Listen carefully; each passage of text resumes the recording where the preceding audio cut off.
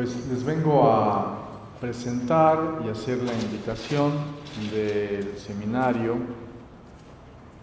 que se va a impartir a partir de hoy. Es la primera sesión y es al mismo tiempo la introducción e invitación para que en próximas semanas, desde hoy 11 de agosto hasta el 22 de septiembre, martes y jueves, de 13 a 15 horas, estemos abordando un tema muy importante para la arqueología mexicana, que es el hallazgo de los restos de Cuauhtémoc en Izcalteopan, Guerrero.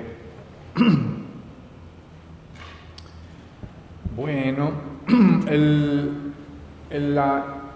la invitación, el póster en el que se anunciaba este seminario apareció con el título en términos interrogativos: Panorama histórico-antropológico, Seminario Izcalteopan, Panorama histórico-antropológico, autenticidad de hallazgo de los restos de Cuauhtémoc. Me imagino que debió haber sido escrito autenticidad del hallazgo de los restos de Cuauhtémoc. Pero, pues, el título originalmente previsto por las personas que organizamos el curso, el seminario, era otro. Entonces se los digo. También en términos interrogativos: ¿tiene bases científicas suficientes la negación de la autenticidad del hallazgo de Izcalteopan? Son dos perspectivas distintas respecto del problema. Y bueno, hay varias aclaraciones que hacer. Parece que el tema de el hallazgo de los restos de Cuauhtémoc en Izcalteopan, desde que ocurrió el 26 de septiembre de 1949, se ha visto envuelto no solamente en polémicas, sino en tergiversaciones o en malos entendidos. Entonces, bueno, pues ya hay que hacer una aclaración acerca de un cambio de título. A las autoridades de la ENA no les pareció que se dijera, si hiciera siquiera la pregunta acerca de si tiene bases científicas suficientes la negación de la autenticidad del hallazgo de Izcalteopan. No se puede cuestionar. Ellos prefirieron proponer panorama histórico-antropológico, autenticidad del hallazgo de los restos de Cuauhtémoc. O sea, ¿ese hallazgo tiene autenticidad? Claro, se implica el no tiene o no tiene, pero ya se está de entrada solamente haciendo visible el hecho de que, pues, es cuestionable la autenticidad. Entonces, el cambio de título evidentemente presenta un sesgo.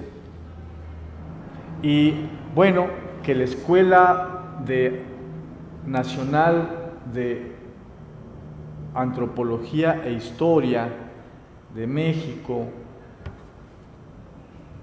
haga esto no está bien, porque es precisamente la escuela en donde debiera estudiarse el asunto. Pero no hay una sola clase en ninguna de las asignaturas en donde se estudie, ni un solo seminario, ni un curso. Este que vamos a dar nosotros, pues es una investigación independiente, gente interesada en revelar verdades que se han mantenido ocultas, sepultadas, tergiversadas. Y en la principal casa de estudios nacional que debería interesarse por el tema, tanto por el tema arqueológico como por el tema antropológico,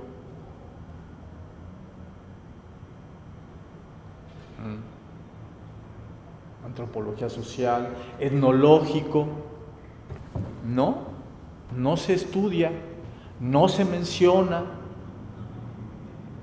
no se permite cuestionar que si es auténtico o no.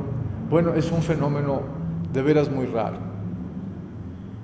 Y que este cambio de título de veras es significativo, no es por reducir el número de letras, sino es por cambiar, porque no ocurra el cuestionamiento a si tiene suficientes bases científicas la negación de la autenticidad. Bueno, he querido señalarles este primer problema, un síntoma del ambiente ideológico que prevalece en torno a este tema. Realmente es muy difícil hacer ciencia cuando de antemano el cuestionamiento a un veredicto no se puede hacer. Bueno, entonces, a ver, sigamos. Efectivamente, la ENA, pues es el lugar apropiado, idóneo. No es la Facultad de Filosofía y Letras de la UNAM, no es la Facultad de Economía,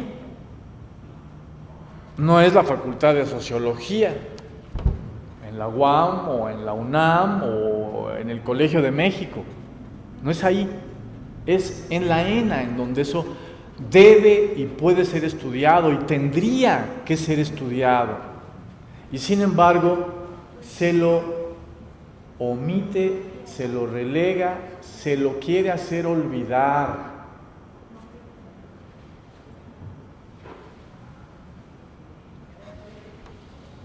¿Qué sucede? ¿Quién es o quiénes son los encargados de esa encomienda tan persistente? La última vez que hubo una comisión que revisó el caso fue en 1976, la Comisión Bonfil, porque Guillermo Bonfil Batalla era quien era el director de del INA, y pues se encargó de coordinar estos trabajos, ¿no? O por lo menos de hacer que iniciaran. Han pasado 24 y 22 años, 46 años de entonces, y no se quiere volver a tratar el asunto. Cuando se lo trata de manera completamente tergiversada. Vean ustedes, por ejemplo, un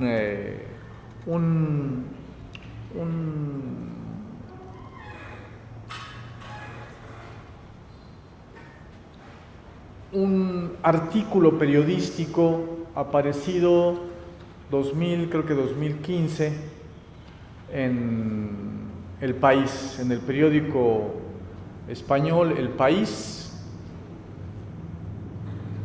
titulado algo así como del Piolet que mató a Trotsky a los huesos de Cuauhtémoc. Los huesos de Cuauhtémoc. Sí, bueno, un Piolet no mató a Trotsky, ¿verdad? Está mal formulada la idea, ¿no? Es Ramón Mercader utilizando el Piolet, no el Piolet solo que anduvo moviéndose ahí en Coyoacán y de repente le cayó, ¿no? Bueno, en el caso pero todavía es peor cuando hablamos del hallazgo de Izcateopan como los huesos de Cuauhtémoc. Y bueno, pues es una En México apareció recientemente un artículo en donde se dice algo así como otra vez los huesos de Cuauhtémoc o algo por el estilo. Ahorita no recuerdo la articulista que ofreció este panorama reciente. Y aquí tenemos el libro de Paul Gillingham, publicado en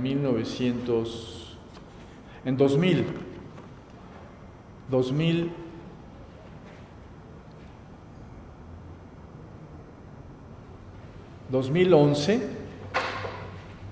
pero que por primera vez parece haber sido publicado en 1973. No puede ser, pero no sé por qué aparece aquí. Parece que no sé por qué aparece aquí el número, el año 1973. En 2011 fue publicado en inglés por la editorial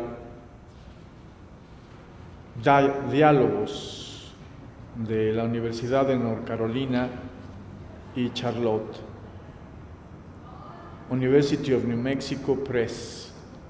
Bueno, también el título es Los huesos de Cuauhtémoc, de tal manera que el articulista español debe de conocer este libro. Y entonces puso Los huesos de Cuauhtémoc, le pareció buena idea. El tema no es de huesos, ese no es el problema que se está discutiendo, ni siquiera investigando. Pero la cosificación de un conjunto de relaciones sociales, humanas, históricas que se juegan en torno al hallazgo de los restos de Cuauhtémoc en Iztaccíhuatl, o sea, no son los huesos, no es el tema calcio, no es el tema fósforo.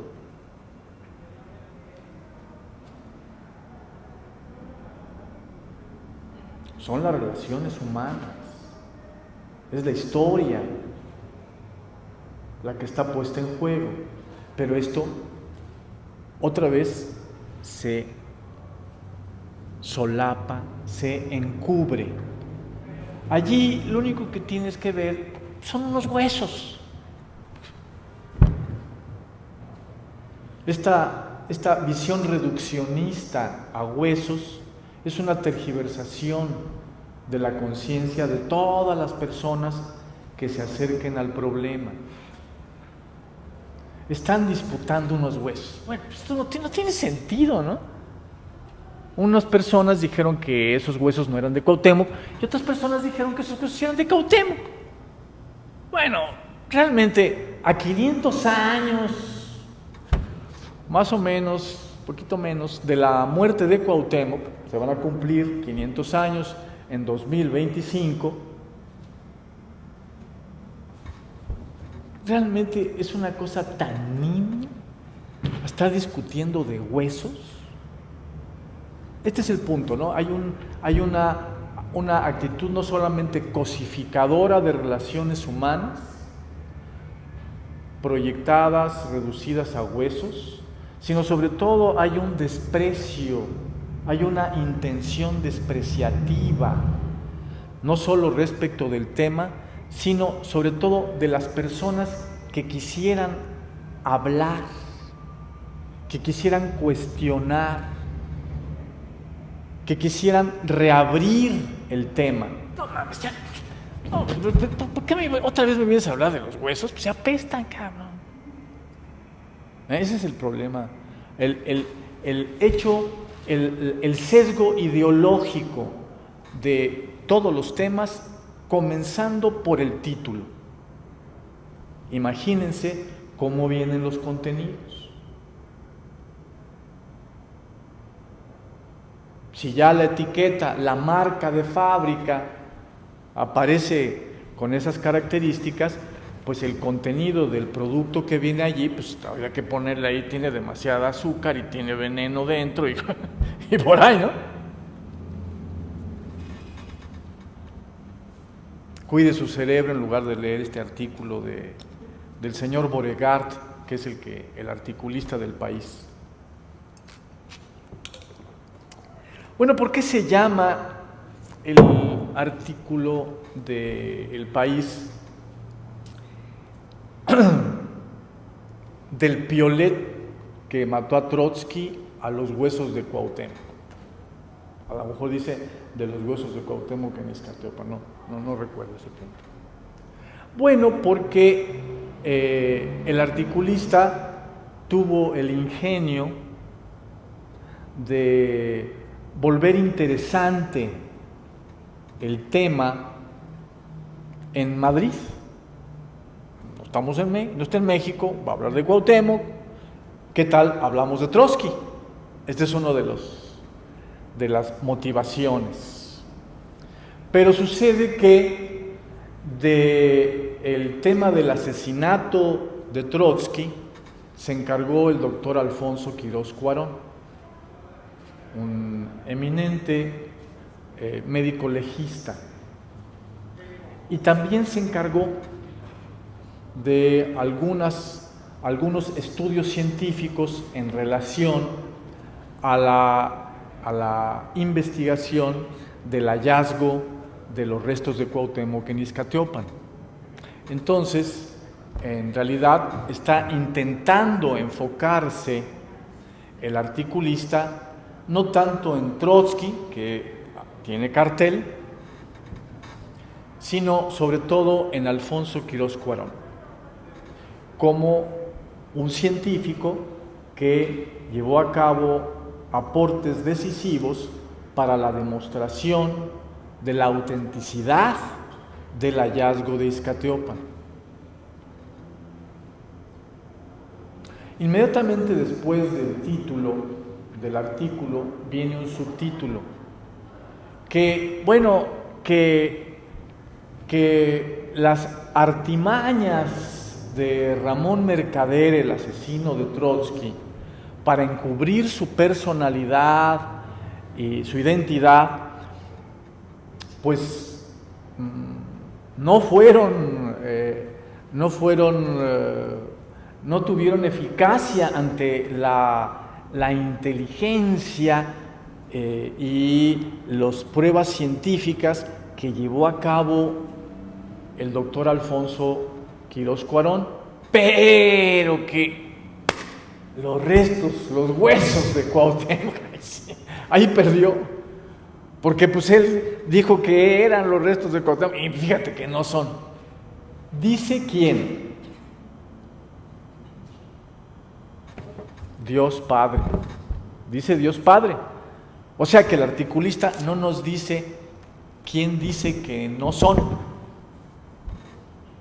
Afirma contundentemente, verdad absoluta. Bueno, un articulista debe de presentar una parte y la contraparte. Dice tal persona, tal comisión dictaminó que no eran.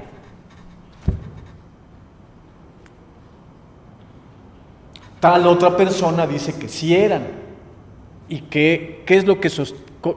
con qué sostiene su dicho una de las partes y con qué sostiene su dicho la otra?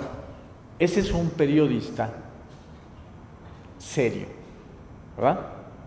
No alguien que nada más mantiene una de las posiciones y mal.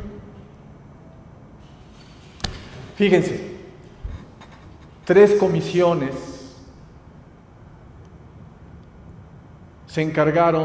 oficiales se encargaron de negar la autenticidad de los restos de Cuauhtémoc, pero fíjense que no propiamente no llegan a la negación. ¿Por qué no llegan a la negación? Porque no tienen pruebas científicas para hacerlo. Lo que dijeron es que las pruebas científicas, ni siquiera dicen que son científicas, que se ofrecieron por parte de Eulalia Guzmán, por parte del doctor Alfonso Quirós Cuarón y otros 20 científicos mexicanos, no son suficientes para afirmar que sean o que no sean.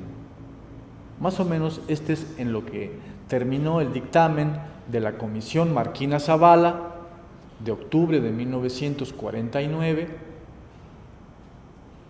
la Gran Comisión de 1950 a 1951 es que estuvo trabajando, y luego de la Comisión Bonfil de 1976. En ninguno de los casos se atrevieron a decir en el dictamen final que esos no eran los restos de Cuauhtémoc, sino que no se podía decir si sí o si no. Pero, supuestamente, para el señor Beauregard y para 20 articulistas más periodísticos, la narrativa que prevalece es que esos no son los restos de Cuauhtémoc y que se demostró. Eso no se demostró.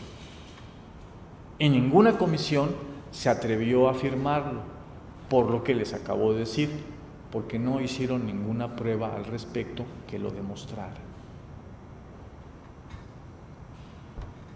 Pero a la gente, al público, se le hace creer que eso es científicamente probado. Bueno, esto también es interesante, por eso quise un poco comenzar por hablar de estas tergiversaciones, tomando un ejemplo, el del señor Beauregard del País, que pues repite, ahorita voy a mencionar algunas de los lugares comunes, repite una serie de tópicos, pero sobre todo la tajante negación que no se sabe de dónde brotó, quién dijo que no se presenta contraparte, y que una discusión que en primer lugar es científica, vamos a llamarla académica, pues hace 46 años que no ocurre en estos términos, sino ocurre y muy eventualmente hasta se le agradece al señor Beauregard que diga sus mentiras en su artículo, simplemente porque nos recuerda que hubo una vez algo parecido a un hallazgo y algo parecido a una discusión científica, en la que él sesga todos los términos, pero por lo menos tenemos memoria de que algo ocurrió. Se nombran personas que participaron de carne y hueso, aunque se mienta acerca de ellas, como respecto de Alfonso Quirós Cuarón, que hubo una eminente paleógrafa, Eulalia Guzmán, que se encargó de hacer el análisis de los documentos escritos de Izcatiopan y de dirigir los trabajos de todo el equipo, un equipo también oficial. Así que, como ven ustedes, hay 4 comisiones oficiales que se encargaron del asunto. La primera es la comisión formada por el INAH, dirigida por Eulalia Guzmán, que va a Izcatiopan, investiga durante 6-7 meses y termina encontrando unos restos debajo del altar de la iglesia de Nuestra Señora de la Asunción en Izcatiopan, y que, por cómo está construida su investigación, llega metódicamente a afirmar que esos son los restos de Cuauhtémoc. Y luego vinieron 3 comisiones también oficiales que van a negar que haya pruebas suficientes como para afirmar que esos son. Nunca negaron, pero aparece como si negaran. Bueno, entonces, una discusión científica está siendo por décadas, históricamente vamos a decir, ¿verdad? Aunque sea una historia solo de décadas,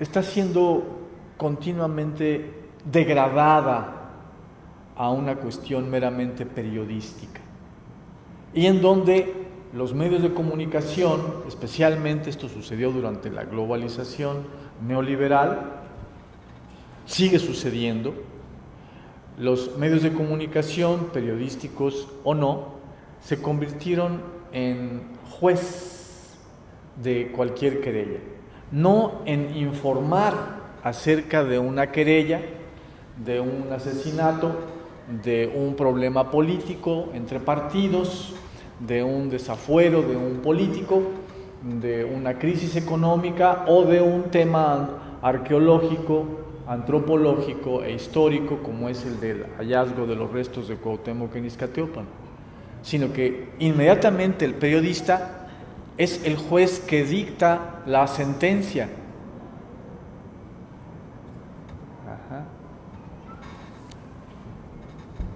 Bueno, hay infinidad de ejemplos, no me voy a detener en ellos, de cómo los medios de comunicación, pues monopolizados por grandes capitalistas, se convierten en jueces de cualquier caso. No están informando, sino que dictan sentencia acerca del caso. Aparentemente, Beauregard, en su artículo, solo cita y dice, por ejemplo, citando a uno de los pasajes del dictamen final de la Comisión Bonfil de 1976, dice que, bueno, pero ahí se encontraron huesos de 8 personas. Sí, no es el problema. Bueno, sí es problema, sí es un problema, porque la comisión Marquina Zavala y la Gran Comisión encontraron huesos solamente de 5 personas. Entonces, de pronto, entre 1951, que da su dictamen la Gran Comisión, y 1976, en que da su dictamen la Comisión Bonfil, de pronto se han reproducido los muertitos, ¿no? Eran 5 y de repente pues fueron 8, manos, pero pues quién sabe cómo estuvo, ¿no? Quién agarró a la muerta en fin. O sea, muy extraña la referencia de 8 personas, pero es que ese no es el problema.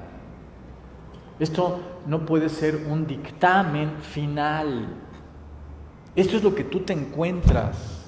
Te encuentras un entierro secundario, es decir, había habido un entierro, desentierran los restos y los pasan a otro lugar, a la iglesia de Iztaccíhuatl, y aparecen una serie de restos de varias personas. Pues eso sucede comúnmente en los entierros secundarios. Entonces es donde tú comienzas la investigación, no donde tú la terminas. Pues se encontraron 8 o 5 restos de 5 personas, de 5 cadáveres. Sí, ese es por donde comenzó el trabajo de Eulalia Guzmán, no donde terminó. Si no, hay que ver de esos restos. Son restos de niños de 5 años, no pueden ser de Cuauhtémoc. Son restos de un joven de entre 1,75 m y 1,80 m de alto, fornido, indígena, es decir, que tiene un tipo de sangre O muy común entre los indígenas, que tiene en las inserciones musculares de los huesos, son inserciones grandes que muestran que el tipo era corpulento. Bueno, y el 85% de los huesos encontrados de 5 o de 8 personas, el 85% de estos huesos pertenecen a este individuo del sexo masculino. Bueno, entonces esto es lo que hay que decir, esta es una investigación seria, no una que se encontraron restos de 5 personas, de 8 personas, sino si entre esos huesos hay alguno que nos pueda guiar, indicar que estos pueden pertenecer a alguien como Cuauhtémoc, que coincida con las descripciones de los testigos que lo vieron en vida. Bueno, pues esta descripción que les acabo de hacer, que es como está el 85% de los huesos encontrados, precisamente corresponde con lo que testificaron entre 1519 y 1525 las distintas personas que lo conocieron y que llegaron a escribir acerca del caso, como Bernal Díaz del Castillo o Hernán Cortés. Y hay otra serie de indicadores de que esos huesos, probabilidad 1, 2, 3, 4, coinciden con la fisonomía de Cuauhtémoc. Bueno, todo esto no lo dicen ese tipo de dictámenes, son lacónicos, ¿no? Dicen pocas palabras y mal dichas, pero en el 2015 que el articulista escribe, debe haber hecho una investigación y contrastar distintos libros, no simplemente referir la mención del dictamen final de la Comisión Bonfil sin percatarse, pues que, o sea, tú no puedes dar opiniones como periodista, opiniones acerca de un tema científico si no sabes mínimamente acerca de él, si cómo se investiga, cómo se lleva a cabo la investigación de un entierro, etcétera.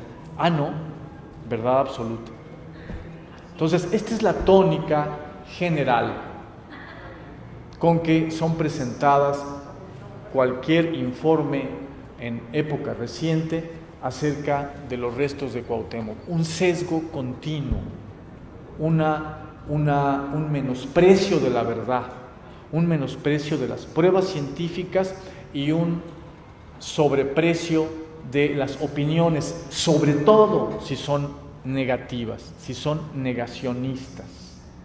Porque muchas veces se ve que no tienen intención de negar o afirmar como quien quiere indagar una verdad, sino de antemano tienen el prejuicio de querer negar y de que les repele la afirmación del asunto, tenga o no tenga pruebas. Bueno, entonces por ese motivo, porque las menciones al tema son muy pocas, porque se lo está medio olvidando y hay que hablar de Trotsky para poder medio meter el tema, recordárselo a la gente, decir, Cuauhtémoc.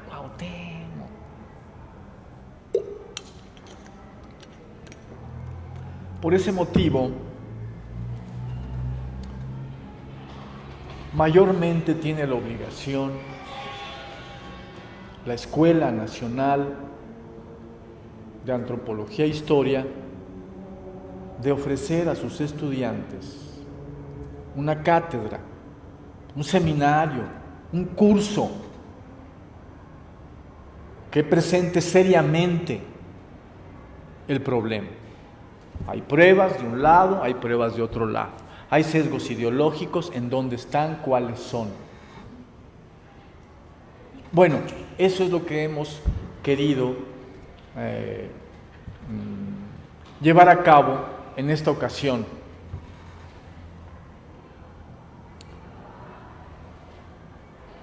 El curso o el seminario va a tener 3 partes. En una primera parte, el doctor Pablo Moctezuma Barragán, las 3 primeras sesiones, se va a encargar de presentarnos las premisas históricas del asunto, es decir, una semblanza de la historia de la invasión española hasta el momento en que es asesinado Cuauhtémoc por orden de Hernán Cortés. en su viaje a las Ibueras en 1525.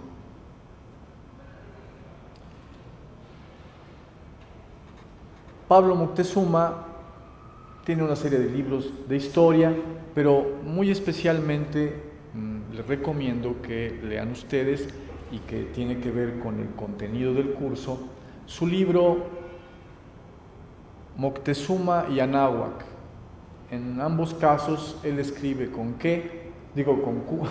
con K, escribe con K, intentando plantear una grafía que no confunda con la Q o con la C, sino que refiera de mejor manera o refleje de mejor manera, según su opinión, la lengua náhuatl. Entonces, Moctezuma y Anáhuac. Aquí el tema decisivo es poner verdades en contra de mentiras. Las mentiras son originadas por Hernán Cortés en sus cartas de relación, que tienen intereses personales de encubrimiento de crímenes que él había hecho. No solamente se trata de que la historia la hacen los vencedores, ¿no?, sino que aquí hay un vencedor que ha cometido crímenes y tiene que ocultárselos al rey de España, porque si no, se está jugando la cabeza. Y entonces tiene que decir una serie de mentiras acerca de todo lo que hizo, y con quién lo hizo, y cómo era como Moctezuma, y cómo era tal. Así que es muy importante poner en orden qué dijo acerca de Moctezuma, porque tergiversó lo que dijo. Moctezuma es un traidor, Moctezuma es un cobarde, y era tan traidor no solamente en contra mía, diría Cortés, sino incluso contra su pueblo, que su pueblo terminó matándolo de una pedrada. Esta es más o menos la narrativa que tenemos, la imagen que tenemos del Tlatoani, del güey Tlatoani Moctezuma. Y pues esta mentira del invasor funciona inmediatamente como parte de la guerra psicológica de los invasores en contra del pueblo invadido, y que terminó siendo vencido y sometido, despojado, explotado, asesinado durante los siguientes 300 años. Así que esa narrativa, inicialmente solamente encubridora de crímenes de Hernán Cortés, no tenía permiso de hacer la guerra. Él no podía hacer la guerra si el rey no lo había permitido, no le había dado permiso. Eso no sucedió así, y entonces esto ameritaba pena de muerte. Entonces él tiene que encubrir cómo fue la génesis de la guerra en contra de los mexicanos, del pueblo mexica y de la Triple Alianza en su conjunto. Bueno, y ahí queda en medio la figura de Moctezuma.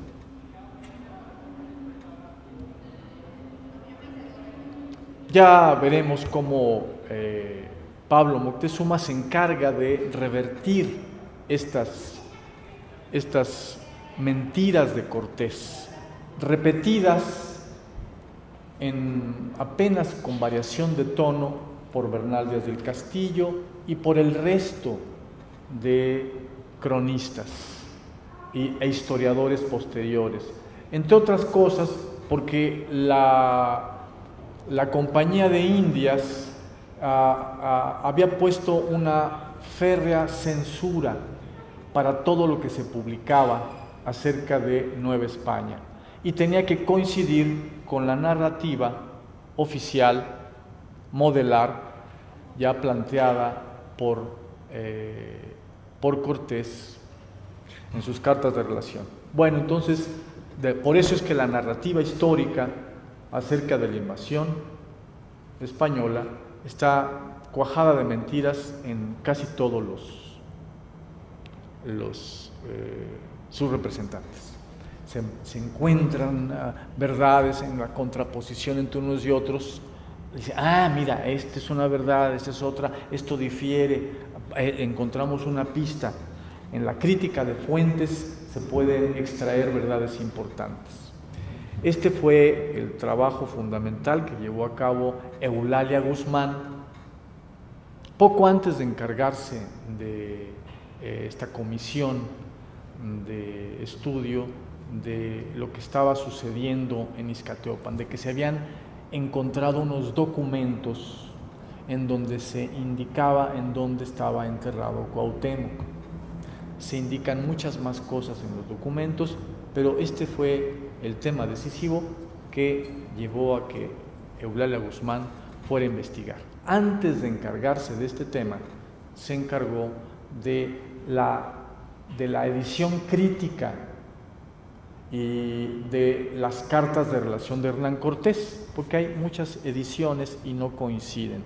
Pero además de contrastar las ediciones, porque ella encontró en los archivos europeos, encontró una versión original de las cartas, sobre todo se encargó de comparar con todas las fuentes existentes, indígenas, mestizas y españolas, todas y cada una de las afirmaciones de Hernán Cortés. Así es que su libro, Relaciones de Hernán Cortés a Carlos V acerca de o sobre la invasión de Anáhuac, es un libro que hace época en la historiografía sobre el tema. ¿Por qué? Porque existen todos los libros que hablaban sobre el tema, siguiendo la narrativa cortesiana, por las razones antedichas, y el libro de Eulalia Guzmán. Posteriormente ha habido algunos otros investigadores, como Guy Rosart, que ha querido también cuestionar la narrativa cortesiana de manera radical. Bueno, desde 1948 esto lo llevó a cabo Eulalia Guzmán y le costó 10 años poder publicar el libro, hasta 1958. Actualmente, en 2019, tenemos una nueva edición digital del libro. Entonces, pues si me dejan ustedes su WhatsApp, así, yo se las envío, ahí la tengo por ahí en algún chat, y se las envío. Es un libro muy importante para la reconstrucción de lo que verdaderamente sucedió en la ocasión de la invasión española a Anáhuac. Bueno,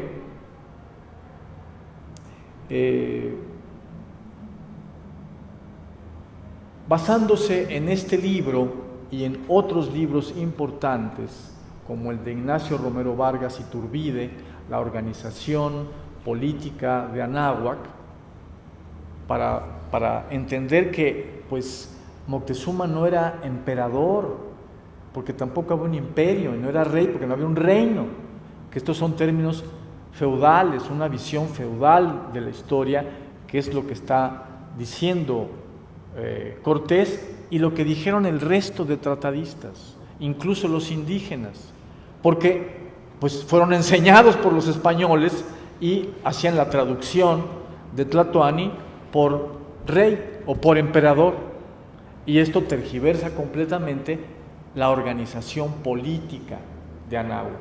Es muy importante entonces reconstruir la organización política de Anáhuac para poder hablar verdades acerca de la historia de la invasión, si no todo se tergiversa.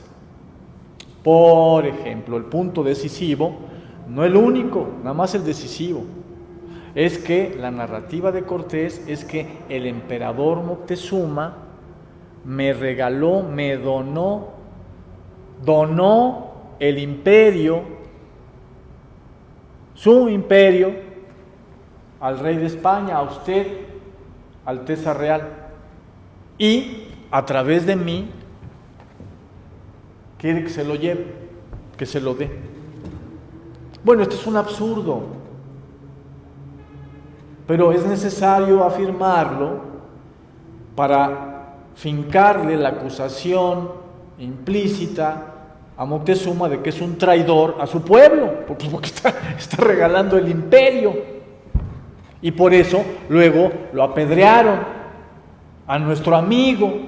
Entonces por eso, y porque nos hicieron la guerra, yo tuve que contestar, él no hizo la guerra de inicio. Para quitarse de encima el cadalso, Cortés hace toda esta narrativa. Bueno, y entonces desfigura la personalidad de el jefe de la resistencia indígena, el Huitlatóni Moctezuma, y lo presenta como un traidor asesinado por su pueblo, en lugar de confesar que los españoles fueron quienes lo asesinaron.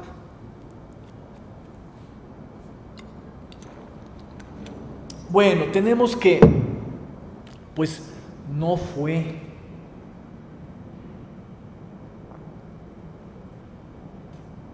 Moctezuma quien le regaló nada, porque no podía regalarlo, porque no era emperador. La figura de emperador supone que tiene en propiedad privada un imperio. Esa no es la figura de Tlatoani. Además de que no existía propiedad privada en Anáhuac. Entonces, bueno, pero la visión feudalizante de Cortés, y además interesada para encubrir sus crímenes, no solamente crímenes en contra del pueblo mexique, de la Triple Alianza, sino crímenes así catalogados por las leyes españolas, lo lleva a hacer esta mentira que trastrueca todo lo que había en la organización política de Anáhuac. Entonces, basado en libros como el de Eulalia Guzmán y el libro de Ignacio Romero Vargas Iturbide, Pablo Moctezuma Barragán va a presentar durante estas 3 primeras sesiones una semblanza en donde se pone la verdad sobre Moctezuma, sobre Cuitláhuac, sobre Cuauhtémoc, sobre la resistencia indígena en contra de la invasión.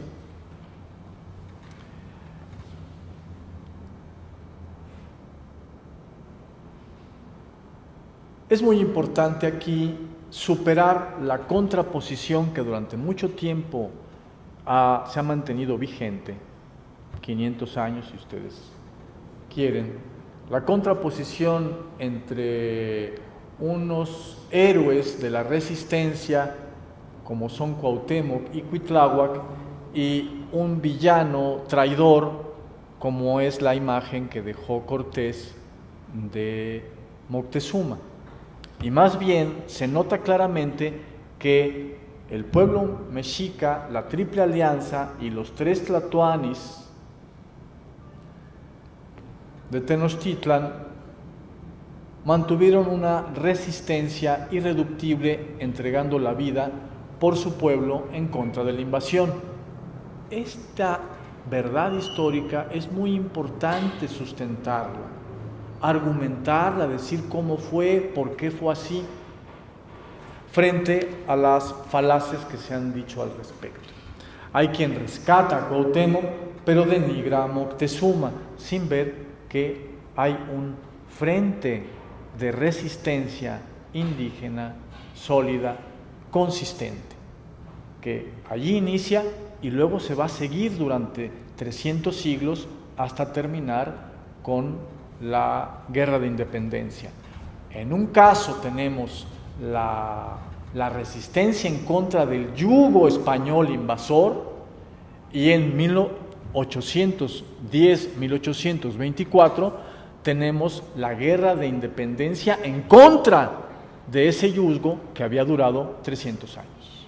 Hay una continuidad de lucha del pueblo indígena, luego apoyado o al que se congregaron también mestizos, negros y criollos, algunos criollos. Bueno, Entonces, de esto se trata esta primera parte del curso, poner en claro cómo fue el asesinato de Cuauhtémoc. Hay varias versiones, está la de Cortés, por ejemplo, que también tergiversa los hechos. Entonces es muy importante plantear qué sucedió. El asesinado cuyos huesos se van a encontrar luego, ¿verdad? La segunda parte del curso se encarga de ella el maestro Edilberto Morales Giles, que es el jefe del Consejo de Ancianos de Izcateopan, Guerrero.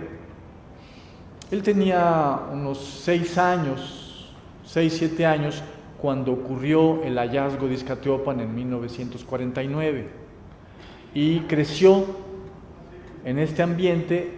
Se hizo maestro de primaria y secundaria y ha dado cursos de historia toda su vida y de otras materias como se necesitaba, pero durante toda su vida se ha encargado de reunir un formidable archivo acerca de todo el tema. Entonces conoce al detalle cada vericueto de la historia del hallazgo y de la polémica que el hallazgo suscitó. Entonces, primero tenemos la historia preliminar, pues, los antecedentes, luego la historia propiamente del hallazgo, que se va a encargar el maestro Edilberto Morales de impartirla, y finalmente, en la última parte del curso, yo me encargo de presentar la polémica, las pruebas científicas de quienes afirman que la autenticidad del hallazgo de los restos de Cuauhtémoc, las pruebas científicas de quienes niegan o creen que es insuficiente la prueba científica al respecto, y los sesgos ideológicos que se colaron en estas polémicas.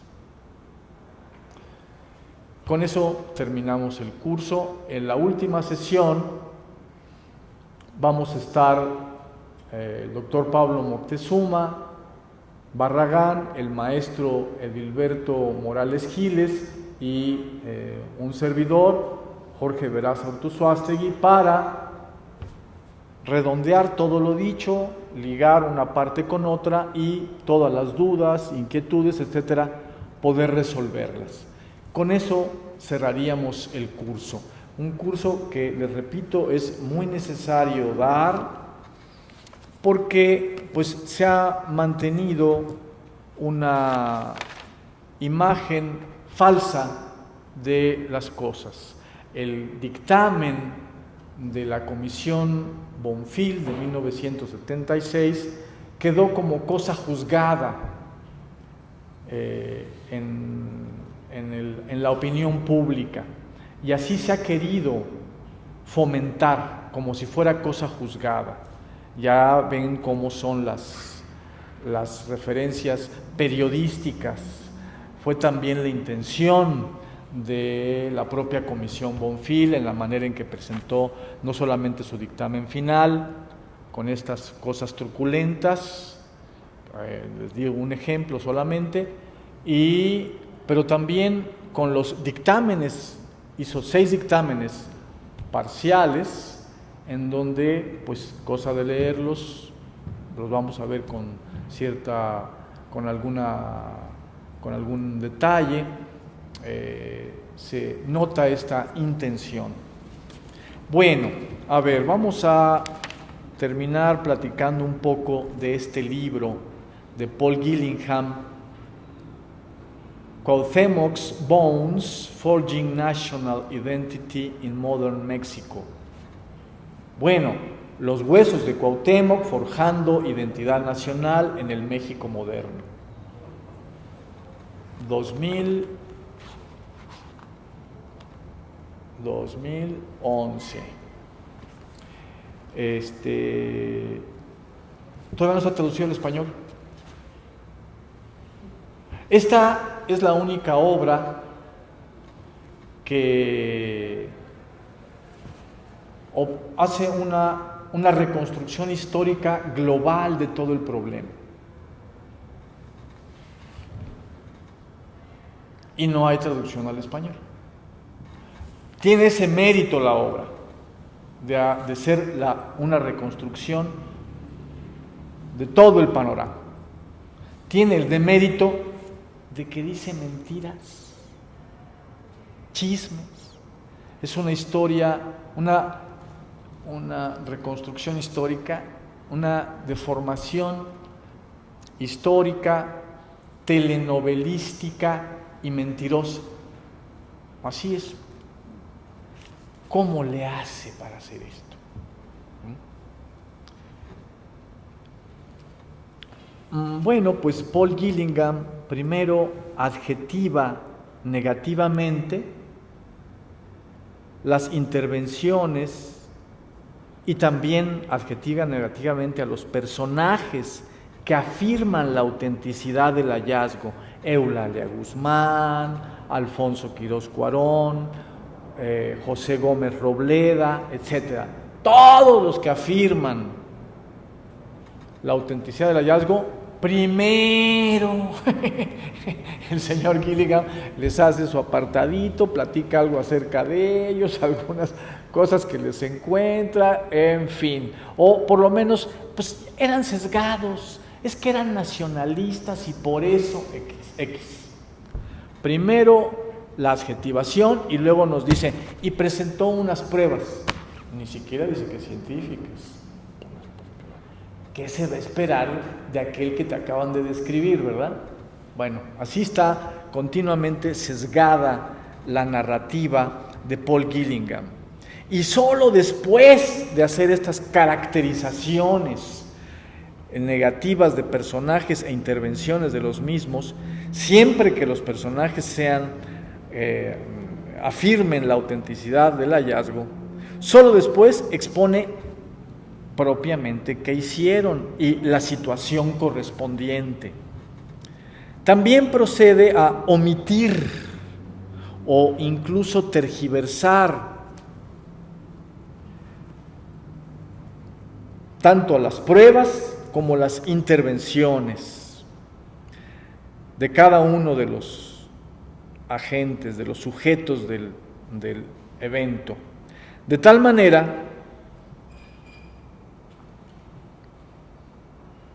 predispone emocionalmente al lector respecto de los hechos que narra.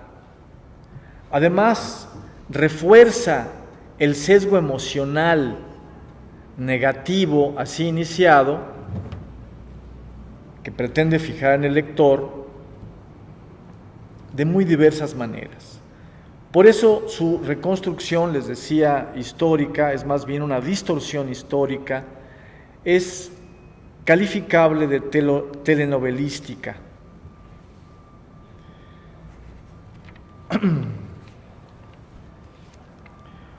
Y pues todos sus procedimientos lo vuelven propiamente inhábil como juez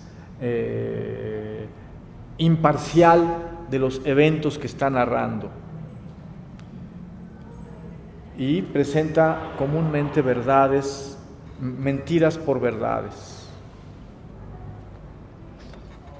Además, Paul Gillingham, antes de mostrar las posiciones de cada sustentante en polémica, toma partido por uno de ellos, el negador de la autenticidad del hallazgo, calificando de mentiroso al otro. Bueno, el otro truco que lleva a cabo Paul Gillingham es un truco general que combina la narrativa de los hechos, la narrativa histórica, pasó esto, después esto propició tal contestación, X, tal año, apareció en tal periódico.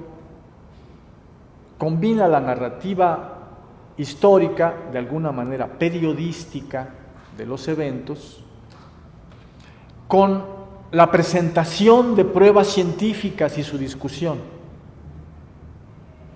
Y como está sesgada la narrativa, también sesga la descripción de pruebas y argumentaciones. Así que más fácilmente todo queda sesgado ideológicamente hacia el negacionismo.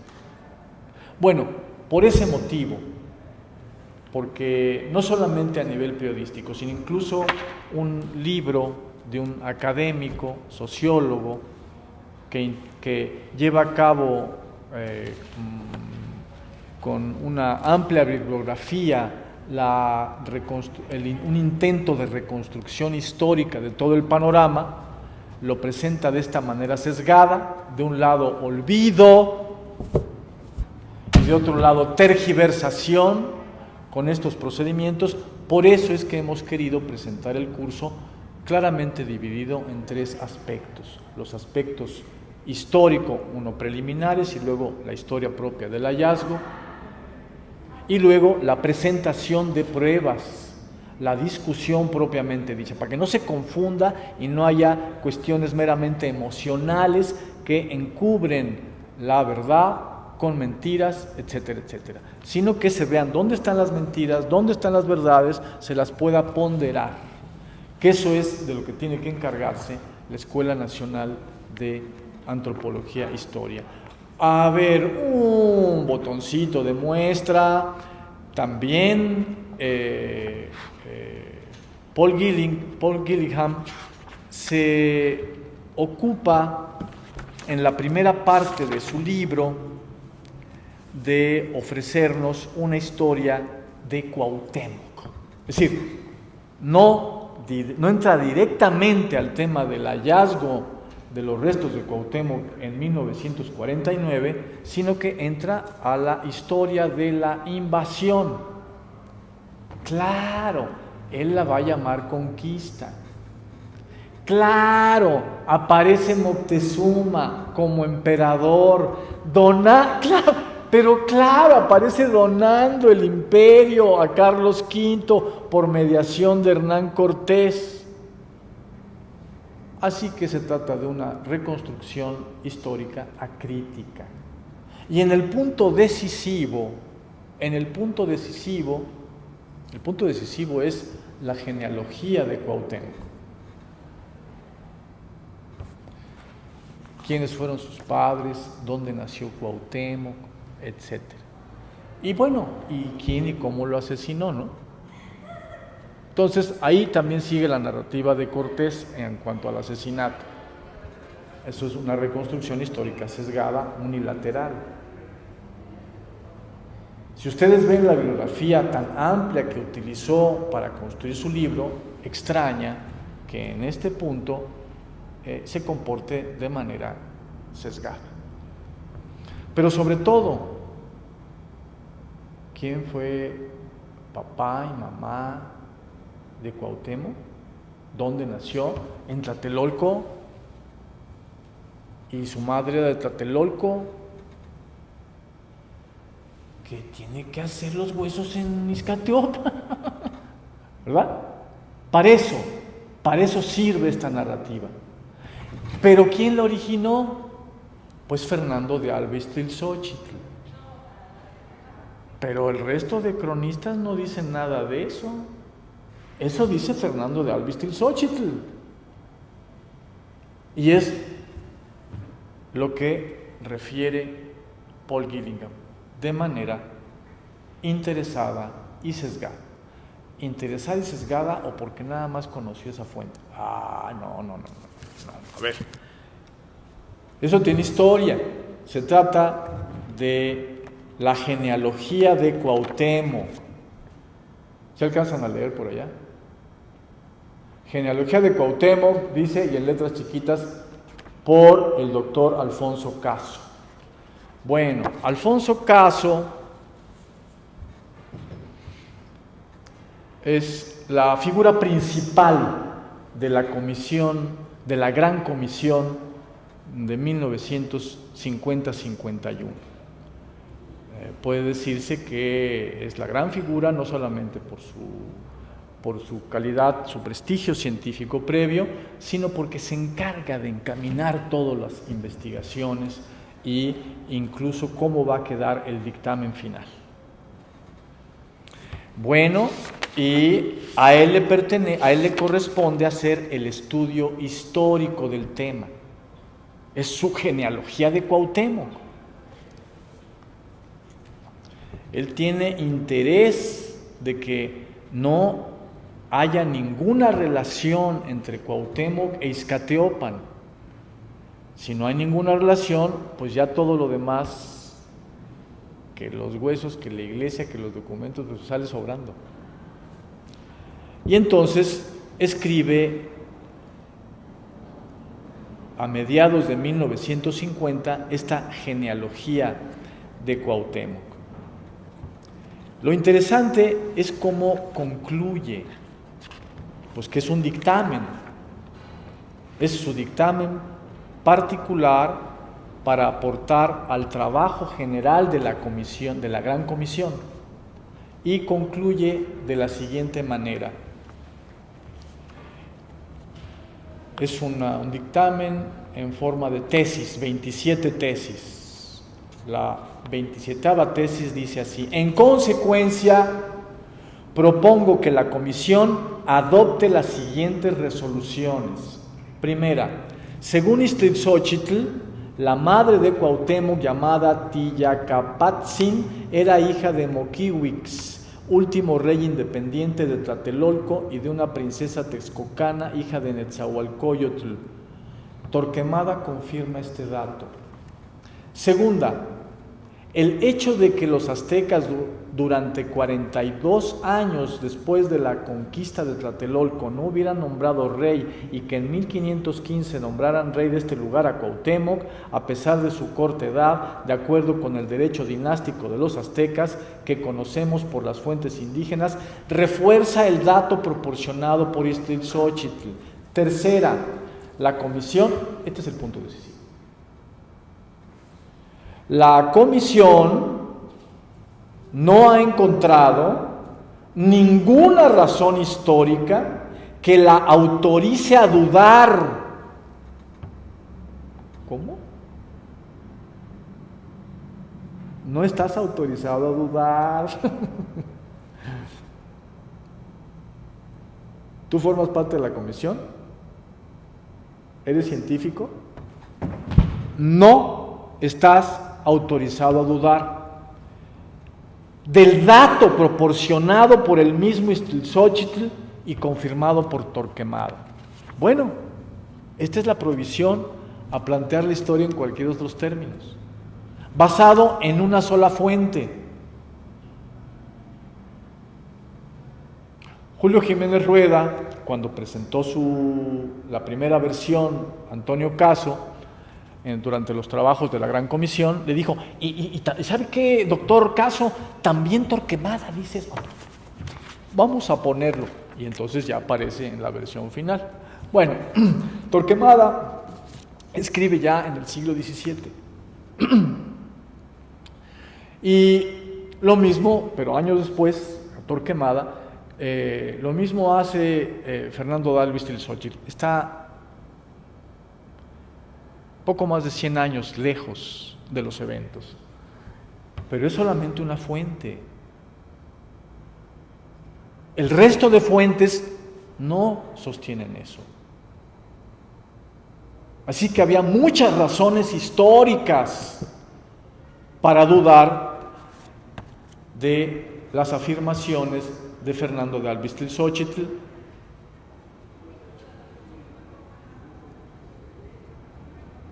cuyos escritos históricos se les ha encontrado múltiples fallas, múltiples debilidades, tergiversaciones. No nos vamos a meter a por qué. Bueno, de tal manera que este folletito se llama en donde está contenida la genealogía de Cuauhtémoc del doctor Alfonso Caso. Este folletito que pueden ustedes conseguir en la librería Tlili Intlapali, en la colonia Roma, en las calles de Puebla y Orizaba, se llama Refutación con la genealogía y biografía de Cuauhtémoc. Claro, la refutación de la genealogía hecha por Alfonso Caso. Esta refutación la hace Eulalia Guzmán, discutiendo una por una las 27 tesis en las que presenta su estudio Alfonso Caso. ¿Y cómo es que discute cada una de las tesis? Pues precisamente trayendo a cuento todas las fuentes que no sostienen lo mismo que está diciendo Fernando de Alvistri-Xochitl. ¿Cómo es posible que si Alfonso Caso, también erudito en la historia de la conquista, conociendo todas estas fuentes, simplemente las omita y escoja la única fuente que dice que Cuauhtémoc, o sea, de donde se puede desprender que Cuauhtémoc no tiene una relación personal, familiar, importante con Iztaccíhuatl? Bueno, eso es justamente lo que repite Paul Gillingham. Una afirmación torcida de 1950, simple y llanamente la está recuperando, igualmente torcida, Paul Gillingham en 2011. Y así es como reconstruye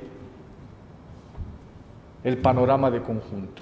Bueno, entonces simplemente era para que ustedes tomaran, cataran la serie de tergiversaciones que incluye el tema, sesgos, y por eso es tan necesario que se ponga en orden, que se haga justicia. Esto es así, esto es asado. Esto se ve de un modo, pero es de otro. Esto que nos dijeron que era, no. Esto que andan diciendo los periodistas, sin sustento. ¿Quién les paga? ¿Por qué? ¿Por qué esa mentalidad negacionista? Y así seguir. Bueno, hasta aquí la plática introductoria e invitación al curso, y pues cualquier cosa que ustedes quieran preguntar o comentar o criticar, pues adelante. ¿Qué librería me dijiste? Esta, pues mira, la librería, no sé exactamente el nombre. Aquí aparece que la Sociedad Cultural Tlili Intlapali es quien publica el librito y se encuentra en las calles, en la calle de Orizaba, casi esquina, a media cuadra de Puebla. Es una librería muy interesante, de viejo, y que como tiene muchos documentos importantes, luego hace publicaciones de ellos, como este.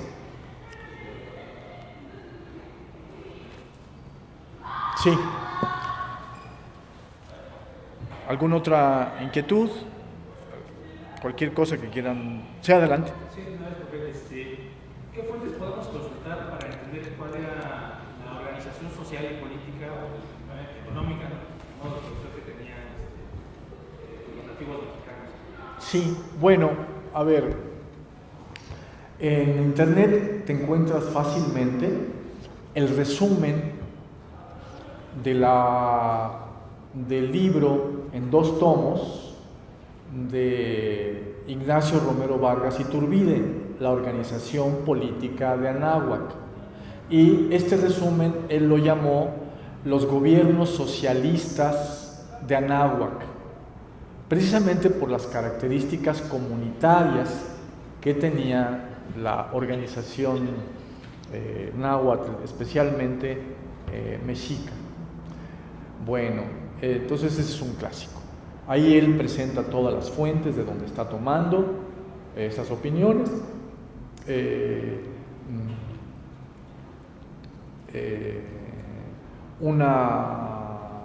el libro de Lewis Morgan, La Sociedad Antigua, tiene un capítulo que se llama La Confederación Azteca. Entonces esta es una visión completamente distinta a la visión feudalizante que se sostuvo por parte de los narradores españoles e indígenas formados por ellos. El alumno de Lewis Morgan, Adolphe Bandelier, prosiguió las investigaciones y encuentran ustedes un libro importantísimo publicado por Siglo XXI, se llama México Antiguo, como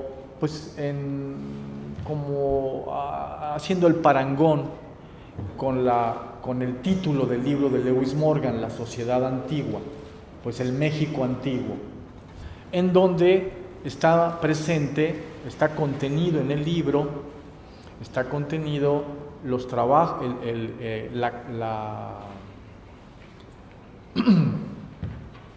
el capítulo de Lewis Morgan, la Confederación Azteca, así la llama, y 2 o 3 artículos muy importantes que su alumno Adolphe Bandelier hizo, reuniendo muchísimas fuentes para construirlos, acerca de cómo era la vida cotidiana, cómo era la organización política, cultural, militar, etc. Tiene una parte muy interesante acerca de las guerras, cómo eran las guerras floridas, etcétera, etcétera, ¿no? Está contenida en el libro. Además, el libro tiene una larga introducción. Bueno, están todas las cartas de Bandelier con Iscabalceta. Es decir, se trata de cómo fue construyendo él su visión a través de le compraba libros a Iscabalceta a distancia, luego se casa con su hija, viene a vivir a México, ve, esto nunca lo hizo Morgan escribe de lejos, leyendo. En cambio, Bandelier viene y conoce Teotihuacán, y conoce distintos sitios, ve la Coatlicue, o sea, ve la civilización, la tiene enfrente, ¿no?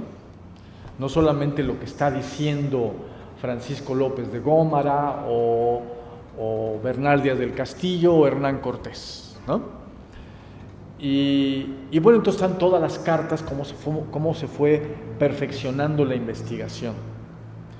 Y además el libro contiene la fuente